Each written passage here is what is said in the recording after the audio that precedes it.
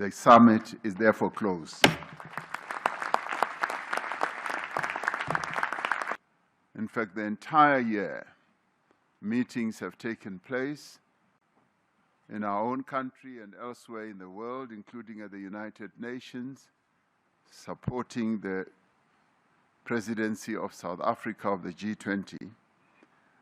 And we've met in the face of significant challenges and demonstrated our ability to come together, even in the times of great difficulty, to pursue a better world.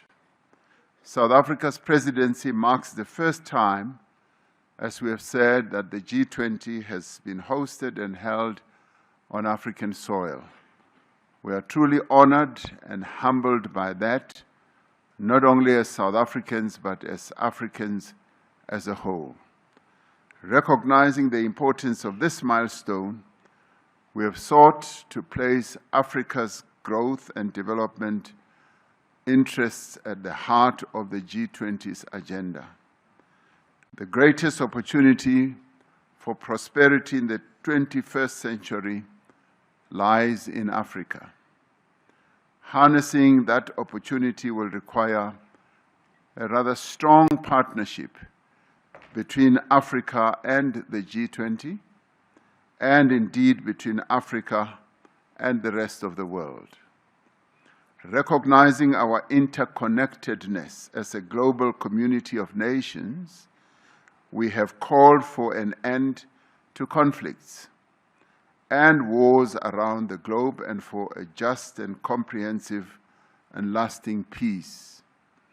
This summit has taken place at a crucial time as calls around the world grow louder for progress on the imperatives of our time, to end poverty in all its forms and ramifications, to reduce inequality within and amongst countries, and to take urgent action to combat climate change. This year, we have recognized the growing debt burden that is faced by many developing economy countries as a major obstacle to achieving the Sustainable Development Goals of the United Nations. The G20 has pledged to extend support to low and middle-income countries as they confront debt vulnerabilities. Together, we must create a virtuous cycle of reduced debt, higher public investment, and more rapid and inclusive economic growth. When we become more successful, all of us, then the whole world becomes successful. When we began our presidency, we pledged to mobilize the G20 to strengthen disaster resilience and response. Climate-induced natural disasters spare no country. Disasters know no borders. But their toll is heaviest on those without the means to recover and to rebuild. We therefore called on G20 leaders to urge the global community to scale up post-disaster reconstruction. In this regard, South Africa introduced the high-level voluntary principles for investing in disaster risk reduction and encouraged international collaboration to strengthen investment in preventing and responding to disasters. We've made progress in mobilizing finance for a just energy transition. Climate change touches every nation, but it impacts on everyone unevenly. That is why we have together pledged to increase the quality and the quantity of climate finance to developing economies, to strengthen multilateral development banks, to support country platforms like the Just Energy Transition Partnership, and to unlock private capital.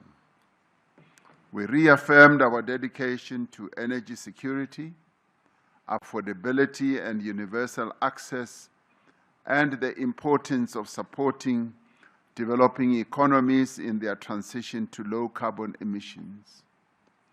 We recognize the need for deep, rapid, and sustained reductions in greenhouse gas emissions and the need to substantially scale up investment and climate finance from all sources. During this summit, we reaffirmed our support for the G20 Critical Minerals Framework, a cooperative blueprint to ensure that critical minerals resources drive prosperity and sustainable development across the globe. Our presidency coincided with the end of the first cycle of the G20 presidencies. Following the mandate given to our presidency at the 2024 Rio de Janeiro summit, we undertook the G20 at 20 review, drawing on the diverse perspectives of participating members and guest countries as well. It is our hope that the recommendations of the review will serve as a helpful guide for the G20 to ensure that it remains fit for purpose in an ever-changing world. In fact, the indicative report already says that the G20's existence should continue as it serves a good purpose in giving guidance to the economic well-being of the world.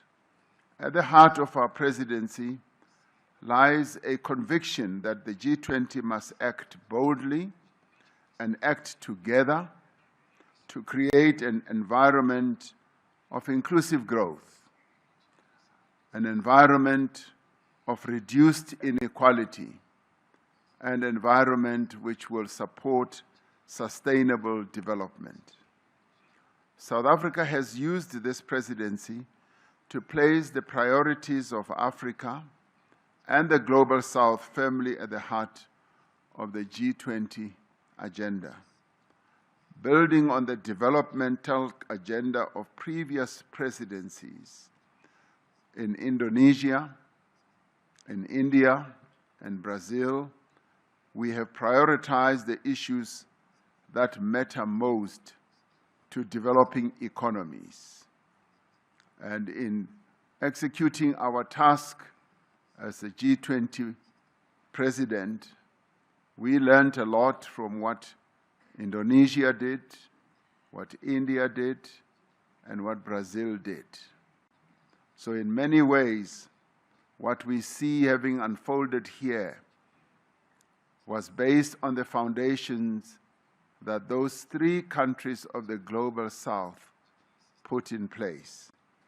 The G20 South Africa Summit Leaders' Declaration is more than words. It is a commitment to concrete actions that will improve the lives of people in every part of the world.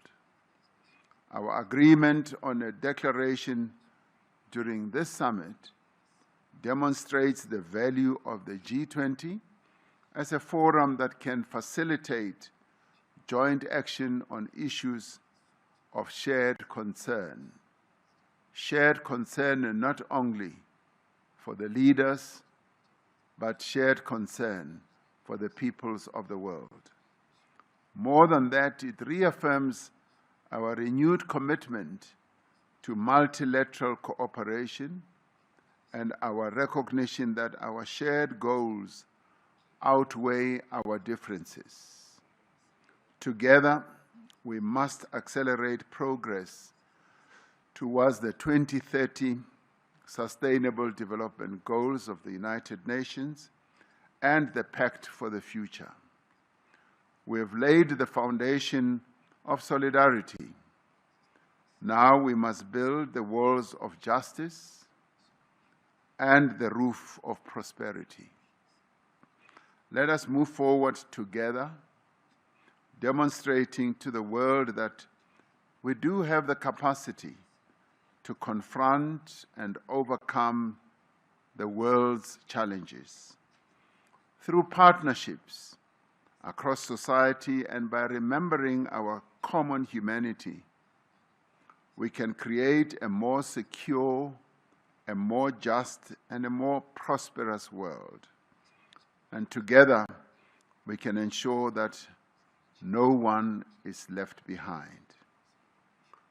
I now say that this gavel of this G20 summit formally closes this summit and now moves on to the next president of the G20, which is the United States, where we shall see each other again next year. The summit is therefore closed.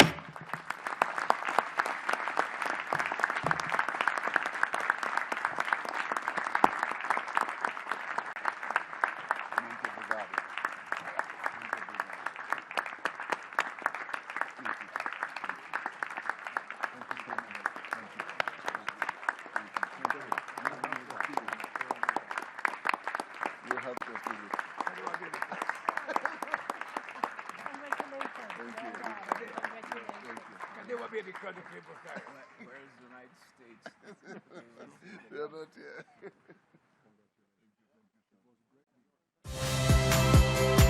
Saya Valentina Sitorus.